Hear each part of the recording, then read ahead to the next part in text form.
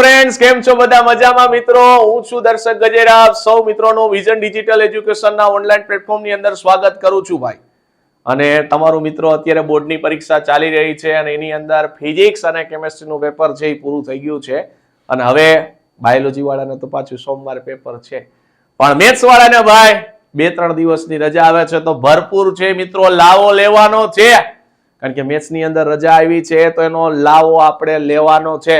પણ મિત્રો ઘણા બધાના ક્વેશ્ચન હતા કે સાહેબ 4 માર્કના ક્વેશ્ચન છે તો કયા ચેપ્ટરમાંથી પૂછાય, 3 માર્કના ક્વેશ્ચન છે કયા ચેપ્ટરમાંથી પૂછાય, થોડીક ઇન્ફોર્મેશન આપો તો અમે એ પ્રમાણે તૈયારી કરી તો અમને વાંધો આવે નહીં. તો મિત્રો આ વિડીયોની અંદર આપણે એ ચર્ચા કરવાની છે કે 4 માર્કના ક્વેશ્ચન છે કયા ચેપ્ટરમાંથી પૂછાવાના છે, 3 માર્કના ક્વેશ્ચન ને 2 માર્કના ક્વેશ્ચન છે કયા ચેપ્ટરમાંથી પૂછાવાના એની ચર્ચા કરવાની, કયા ચેપ્ટરમાંથી કેટલા એમસીક્યુ પૂછાવાના છે એની પણ આપણે ચર્ચા કરવાના છીએ. અને ખાસ નબળા જે વિદ્યાર્થી મિત્રો છે તો એને સાહેબ પાસિંગ માટે કયા કયા ચેપ્ટર કરવા જોઈએ તો એની પણ ચર્ચા કરવાના છે મિત્રો. તો વિડીયોને છેક સુધી જોજો અને તમારા મિત્રોને શેર કરજો જેથી પણ એને ખબર પડે કે તૈયારી કરવી હોય તો કેવી રીતના કરાય અને પૂરેપૂરા માર્ક લેવા હોય તો કયા ચેપ્ટર ઉપર વધારે છે એ ફોકસ કરવું જોઈએ. તો વિડીયોને લાઈક કરી દો, શેર કરી દો અને ચેનલ ઉપર પહેલી વાર હોય તો ચેનલને સબસ્ક્રાઇબ કરી દો. ચાલો મિત્રો ઝડપથી છે એ સેશન છે એની શરૂઆત કરીએ. આખું પેપર છે પાર્ટ એ પાર્ટ બી ની અંદર ડિવાઈડ થયેલું હશે. તો પાર્ટ એ ની અંદર ભાઈ પ્રશ્ન 1 થી 50 હશે, એમસીક્યુ હશે, ટોટલ 50 માર્કના એમસીક્યુ હશે અને એ પૂર્ણ કરવા માટે તમને 1 કલાક છે એનો સમયગાળો હશે. પણ જનરલી મિત્રો મેથ્સ માટે એમસીક્યુ છે એ થોડાક 1 કલાકમાં પૂરા કરવા થોડાક અઘરા રહેતા હોય છે. તો ખાસ મિત્રો ચોપડીની અંદર તમને જેટલા એમસીક્યુ આપેલા છે એ બધા એમસીક્યુ છે એકવાર જોઈને જાવા, એકવાર ગણી નાખવા એટલે વાંધો આવે નહીં. જેટલા ચોપડીની અંદર તમને એમસીક્યુ આપેલા છે બધા એમસીક્યુ છે એકવાર સોલ્વ કરી નાખજો જેથી કરીને તમારી પરીક્ષાની અંદર એ પ્રશ્ન સામે આવે તો તમને ડાયરેક્ટ લાઈક થઈ જાય છે, અચ્છા વહી વાલા હે ના, તો ડાયરેક્ટ ટીક થઈ જાય તો એની ગણતરી ન કરવી પડે. સમજાય છે? તો ખાસ ચોપડીના બધા એમસીક્યુ છે એકવાર સોલ્વ કરી નાખવા. ચાલો ક્લિયર. હવે સાહેબ આવે છે part number B. Part B ને સોલ્વ કરવા માટે તમને મિત્રો 2 કલાકનો સમય મળે છે. કેટલા કલાકનો સમય મળે છે? તો કે 2 કલાકનો સમય મળે છે. એમાં સેક્શન એ છે એ 2 ગુણનો પ્રશ્ન હશે, સેક્શન બી છે જે 3 ગુણના પ્રશ્ન હશે અને સેક્શન સી છે જે 4 ગુણના પ્રશ્ન હશે. હવે સેક્શન એ ની અંદર આપણને ખબર છે 1 થી લઈને 12 સુધીના પ્રશ્નો આવે. એમાં 12 પ્રશ્નમાંથી તમારે કેટલા લખવાના હોય છે? 8 પ્રશ્નોના લખવાના થાય. એટલે કે સેક્શન એ ટોટલ 16 માર્કનો થશે. સેક્શન બી જે 13 પ્રશ્નથી લઈને 21 સુધીના હશે એટલે કે 9 પ્રશ્નમાંથી તમારે કેટલા લખવાના થશે? તો કે 6 પ્રશ્ન છે એ લખવાના થશે. અને સેક્શન સી જે 22 થી 27 સુધીના પ્રશ્નો હશે એટલે કે 6 પ્રશ્નમાંથી તમારે કુલ 4 પ્રશ્નના જવાબ છે એ લખવાના રહેશે. એટલે કે સેક્શન બી 18 માર્કનો હશે અને સેક્શન સી 16 માર્કનો હશે. ચાલો ક્લિયર. તો પાર્ટ બી સોલ્વ કરવા માટે 2 કલાક અને પાર્ટ એ સોલ્વ કરવા માટે 1 કલાક હશે. સાહેબ આ તો ખબર જ હતી. મેઇન મુદ્દા ઉપર આવો ને, મેઇન મુદ્દો શું હતો? શું હતો મેઇન મુદ્દો? કે સાહેબ અમને ચેપ્ટર કયો, કયા ચેપ્ટરમાંથી પૂછાવાનું છે? ચાલો તમારી આતુરતાનો અંત આવે છે. આખું એક ટેબલ છે, પેલા એક કામ કરો, સ્ક્રીનશોટ લઈ લો. આખો એક સ્ક્રીનશોટ લઈ લો. સામે મેં ટોટલ માર્કે લખી દીધા છે 1 થી લઈને 13 સુધીના ચેપ્ટર એ છે. એમસીક્યુ લખી દીધા 2 માર્ક, 3 માર્ક ને 4 માર્ક. ચાલો સ્ક્રીનશોટ લઈ લીધો. હાલો સ્ક્રીનશોટ આવી ગયો. ચાલો પેલું ચેપ્ટર છે એની અંદર સાહેબ 3 માર્કના એમસીક્યુ પૂછાવાના છે. બીજા ચેપ્ટરમાંથી 4 માર્કના એમસીક્યુ, ત્રીજામાંથી 4, ચોથામાંથી 4, પાંચમામાંથી 3, છઠ્ઠામાંથી 4 એમસીક્યુ, સાતમામાંથી ઓરે બાબા 8 માર્કના એમસીક્યુ છે. 8મું ચેપ્ટર, 7મું ચેપ્ટર તો આપણે બધાને ખબર છે, સંકલન છે ભાઈ, સંકલન. તો સંકલનમાંથી 8 એમસીક્યુ પૂછાવાના છે. એટલે વ્યવસ્થિત સોલ્વ કરજો. 8મા ચેપ્ટરમાંથી 3 માર્કના છે, 9મા ચેપ્ટરમાંથી 4 માર્કના છે, 10મા ચેપ્ટરમાંથી 6 માર્કના એમસીક્યુ છે ભાઈ. એટલે એને વ્યવસ્થિત જોજો. 11મા ચેપ્ટરમાંથી 3 માર્કના એમસીક્યુ, 12મામાંથી 2 માર્કના અને 13મામાંથી 2 માર્કના. એટલે ટોટલ આ 50 એમસીક્યુ થઈ ગયા. એટલે કયા ચેપ્ટરમાંથી કેટલા એમસીક્યુ પૂછવાના છે અને કયા ચેપ્ટરને એમસીક્યુમાં થોડુંક વધારે આપો ટાઈમ એ તમે જોઈ લેજો. ચાલો હવે આવે સાહેબ 2 માર્કના પ્રશ્ન કયા કયા ચેપ્ટરમાંથી પૂછાશે? સાહેબ 2 માર્કના ચેપ્ટર 1, ચેપ્ટર 2 માંથી પૂછાશે, ચેપ્ટર 5 માંથી 1 ક્વેશ્ચન પૂછાશે, ચેપ્ટર 7 માંથી 1 ક્વેશ્ચન પૂછાશે, ચેપ્ટર 8 માંથી 2 ક્વેશ્ચન છે, ચેપ્ટર 9 માંથી 1, ચેપ્ટર 10 માંથી 1, ચેપ્ટર 11 માંથી 2 ક્વેશ્ચન આવશે અને ચેપ્ટર 13 માંથી 2 ક્વેશ્ચન આવશે.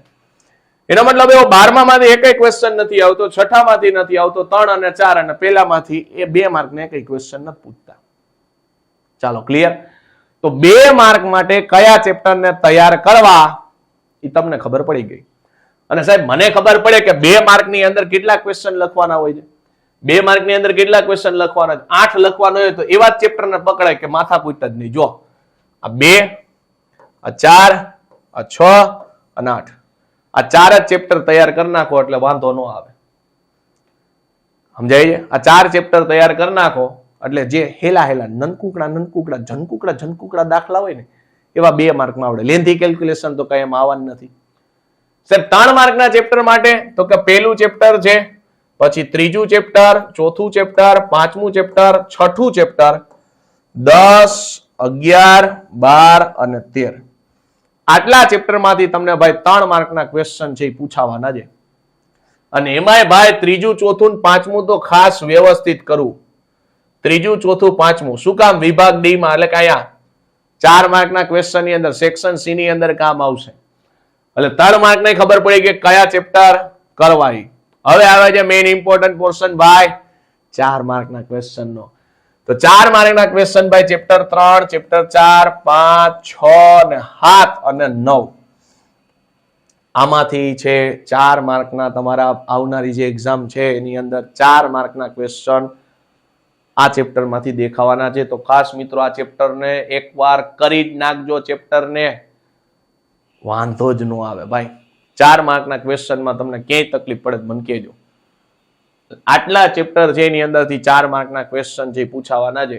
સામે ચેપ્ટરનું વેઇટેજ લખી દીધું છે. પહેલું ચેપ્ટર જે 6 માર્કનું છે, બીજું 8 માર્કનું, ત્રીજું 11, ચોથું 11, પાંચમું 12, છઠ્ઠું 11, સાતમું 14 માર્કનું છે. 14 નું હોય જ ને ભાઈ, એમસીક્યુ નું વેઇટેજ જ વધારે છે. આઠમું જે 7 માર્ક છે, પછી 10, પછી 11, 10, 5 ને 9. રેડી? તો આ આખું ભાઈ તમારું જે એક્ઝામ ની અંદર પેપર આવવાનું છે એનું આખું પોસ્ટમોર્ટમ છે કે આટલા ક્વેશ્ચન છે આ ચેપ્ટર માંથી આવશે. મેઇન ક્વેશ્ચન એ છે કે સાહેબ નબળા માટે કયા ચેપ્ટર કરવા. તો યાદ રાખજો જે લોકો નબળા છે એના માટે બીજું ચેપ્ટર છે, ત્રીજું ચેપ્ટર છે, ચોથું ચેપ્ટર છે. બીજું ચેપ્ટર એટલે હું આ કલર તમને બદલાવી દઉં એટલે તમને દેખાય. બરાબર છે? જો આ બીજું ચેપ્ટર છે, ત્રીજું ચેપ્ટર છે, ચોથું ચેપ્ટર. બીજું ચેપ્ટર સસ્તું ને સહેલું છે, 8 માર્કનું છે. ત્રીજું સસ્તું સહેલું છે અને ચોથું સસ્તું ને સહેલું છે. તો બીજું, ત્રીજું અને ચોથું. પછી આવી જાવ ડાયરેક્ટ કયા ચેપ્ટરમાં? 10, 11મું ચેપ્ટર. 10 અને 11. 10મું ચેપ્ટર જે ભાઈ એ પણ 11 માર્કનું છે અને 11મું ચેપ્ટર એ કેટલા માર્કનું છે? 10 માર્કનું. આટલા ચેપ્ટર કરી નાખો એટલે બેડો પાર થઈ ગયો. કારણ કે હિસાબ કરો એટલે 11, 13, 33 થઈ ગયા. ઓલા 10 ને 8 કેટલા થઈ ગયા? 18. 8 ને 3, 11, 3 ને 1, 4 ને 5, 51 માર્ક થઈ ગયા. સમજાય છે? એટલે 51 માર્ક થઈ ગયા તમારા. આટલા ચેપ્ટર છે એ ખાસ કરી નાખવા. જે લોકો એવરેજ છે અથવા એથી નબળા છે, જેને એમ લાગે કે ભાઈ મેથ્સમાં મારા ભેગું થઈ જ જાહે, 33 માં ઘણા વીમો રહેતો હોય, 33 કરવા હોય તો ખાસ આટલા ચેપ્ટર જે કરી નાખવા. બીજું ચેપ્ટર, ત્રીજું, ચોથું, 10 ને 11 પછી અટકો જ મને કહેજો. રેડી? એટલે જે લોકો લો લેવલના સ્ટુડન્ટ છે એના માટે પણ મેં તમને ચેપ્ટર કહી દીધા. આટલા ચેપ્ટર કરી નાખો એટલે ગાડી અટકે મને કહેજો. રેડી? અને બાકી જેને પૂરેપૂરા માર્ક લેવા જેના માટે આખું પોસ્ટમોર્ટમ રેડી જ કરી દીધું છે કે આટલા ચેપ્ટરને ટાર્ગેટ કરવાના. વાંધો આવે તો મને કહેજો. સમજાય છે? તો ચાલો, એવરેજ સ્ટુડન્ટ થી લો લેવલના સ્ટુડન્ટ છે એના માટે ચેપ્ટર એકવાર ખાસ જોઈ લેજો. 2, 3, 4, 10 અને 11. ચાલો આગળ વધીએ. તો મિત્રો અહીંયા આપણી થેન્ક યુ ની સ્લાઇડ આવી ગઈ છે. આજના સેશનની અંદર આપણે જે આખું મેથ્સનું જે પેપર હતું એનું પોસ્ટમોર્ટમ છે એ કરી નાખ્યું. કારણ કે 4 માર્કના ચેપ્ટર ઓલું શું થાય, બધું હળદળિયું ભેગું થાય. હવે આપણને પર્ટિક્યુલર એ તો ખબર પડી ગઈ કે ભાઈ 4 માર્કના ક્વેશ્ચન છે ત્રીજું, ચોથું, પાંચમું, છઠ્ઠું, 9મું, 7મું અને 9મા ચેપ્ટરમાંથી પૂછાય. તો એટલા ક્વેશ્ચન એની અંદર જે હેવી ક્વેશ્ચન છે તો એને આપણે ટાર્ગેટ છે એ કરી શકીએ. બચોલિયા ક્વેશ્ચન 4 માર્કમાં ન આવી તો આપણને ખબર જ છે. ચેપ્ટર ચોથું છે તેમને આપણે ખબર જ છે કે ભાઈ ઉકેલ વાળો દાખલો જે આવવાનો છે. ચેપ્ટર ત્રીજામાંથી x ની કિંમત વાળો દાખલો પૂછે છે. તો એ આપણને ખબર પડી જાય. સોલ્વ કરો તો તમને ખબર પડી જાય, અથવા જૂના પેપર થોડાક જોઈ લેવા. હું પણ 3 માર્કના 4 માર્કના ક્વેશ્ચન છે એ મૂકી દઈશ, એટલે ત્યાંથી તમે સોલ્વ કરી નાખજો. બરાબર કે 4 માર્કના ક્વેશ્ચન છે તો કયા કયા કરવા એ હું મૂકી દઈશ PDF, એટલે એ તમે જોઈ લેજો.